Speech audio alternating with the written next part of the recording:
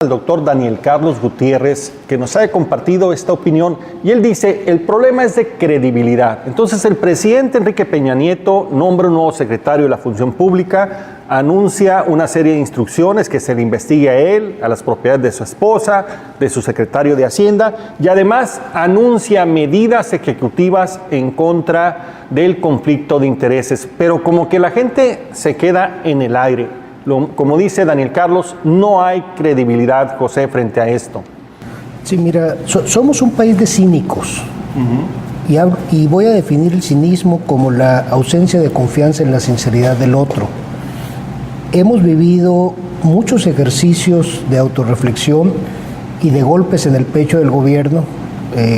Bueno, aquí los jóvenes no se van a acordar, algunos otros sí nos acordamos de la renovación moral de la sociedad de Miguel de la Madrid.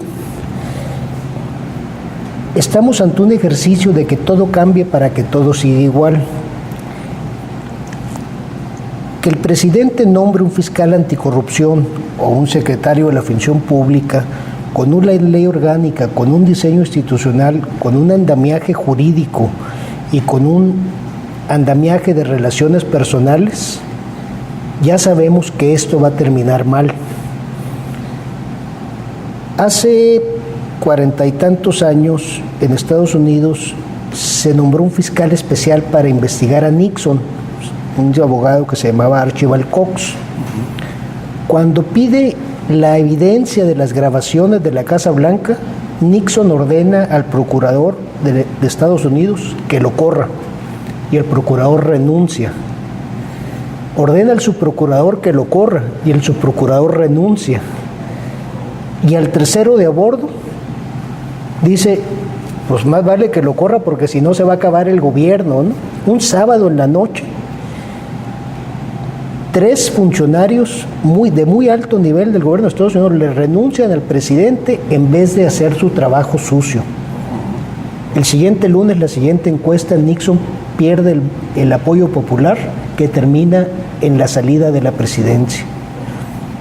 Aquí tenemos un fiscal que lo nombra el Ejecutivo, con una ley orgánica que lo hace dependiente del Ejecutivo, con un andamiaje jurídico alrededor de la función pública disfuncional que está hecho para proteger al Ejecutivo. ¿Cuál va a ser el resultado? Pues ya lo sabemos. Pero además, Óscar, se dice al siguiente día el propio secretario, dice que no tiene el alcance en sus funciones poder cumplir con la instrucción del presidente. Bueno, es que el andamiaje jurídico es el diseño. Y la otra parte que tenemos que ver, ¿por qué existe corrupción? ¿Por qué hay impunidad? O sea, cuando el presidente desafortunadamente dice que es una característica cultural, con todo respeto, es una característica cultural de la clase política. Los ciudadanos no somos corruptos. Y como yo les digo, tan no es cultural que crucen la frontera, se ponen el cinturón, manejan el límite de velocidad. O sea, no está en nuestro DNA, que es lo que sucede en México, que no hay consecuencias. Y mientras no existan consecuencias, en la teoría económica es el ser humano persigue incentivos. Y hay un incentivo en cumplir la ley, sí, porque no hay consecuencias. Ahora, Odrasir, pues no están malas las medidas que lanza el presidente. Todas estas medidas contra el conflicto de intereses son muy necesarias, pero parecieran que son insuficientes para el tamaño del problema, ¿no? Sí, mira, yo creo que lo básico se tendría que resumir en el hecho de algo que yo siempre he sostenido, que somos un país desafortunadamente de mucha simulación, porque implementamos cosas para dar ciertas respuestas de manera inmediata. Yo lo considero que estas medidas son respuestas inmediatas para un caso que estaba en una efervescencia política y social muy complicada para el presidente. Entonces lo que hace es implementar estas medidas para dar respuesta a esa efervescencia, pero son medidas que desafortunadamente tiene, como decía Óscar, no tienen una operatividad, no tienen un andamiaje institucional adecuado, y evidentemente el resultado que va a traernos esa medida pues va a ser desafortunado. Desafortunado porque para mucha gente sí puede creer que esas medidas van a dar un resultado, pero si tú analizas el fondo de cada una de ellas te vas a dar cuenta que para lo que la expectativa que se crea no tienen ese alcance, resultan insuficientes.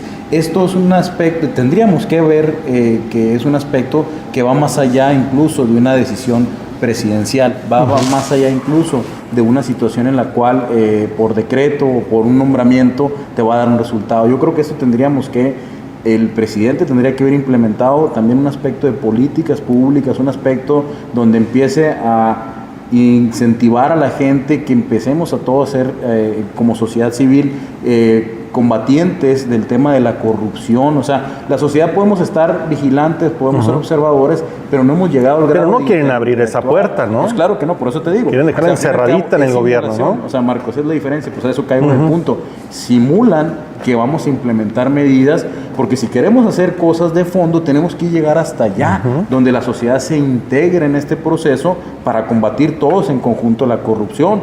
Y realmente, como dice Oscar, creo que es algo bien importante. Si tú pones una medida y no tiene sanciones, no tiene consecuencias, ahí queda la medida, claro. Y ahí va a quedar. O sea, como lo clásico de nuestra clase gobernante, pues va a quedar como una muy buena intención política. Exacto, un buen anuncio. Pero, Víctor, aquí pareciera ser que es como que ganar tiempo, porque si se le quisiera entrar a fondo, hay, como bien lo dice Odrasir, otras formas donde se podría terminar con esta simulación y atacar de raíz el problema de la corrupción en México. A ver, yo pienso que estas medidas ejecutivas son cosméticas totalmente. ¿Qué es una medida ejecutiva? Es decir, ¿qué es? No es una reforma legal, es una instrucción con un nombre, medida ejecutiva, ¿no? Que genera así precisamente que rápido, ¿no? Esta idea, ¿no? Y luego mandan a hacer ahí su infografía muy bonita para que... ¿Pero qué es? O sea, realmente es una serie de enunciados, no más de 50 enunciados, 10 órdenes, 9 órdenes, que además están divorciadas con la realidad. ¿Por qué no le va a poder entrar el secretario de la Función Pública al tema, por ejemplo, de la Casa Blanca? Pues porque la Casa Blanca no se adquirió en el tiempo en el cual el señor es presidente o la esposa era la esposa del presidente. Es decir, es hasta otra esfera, no es del gobierno federal, sino del estatal, del Estado de México, etcétera.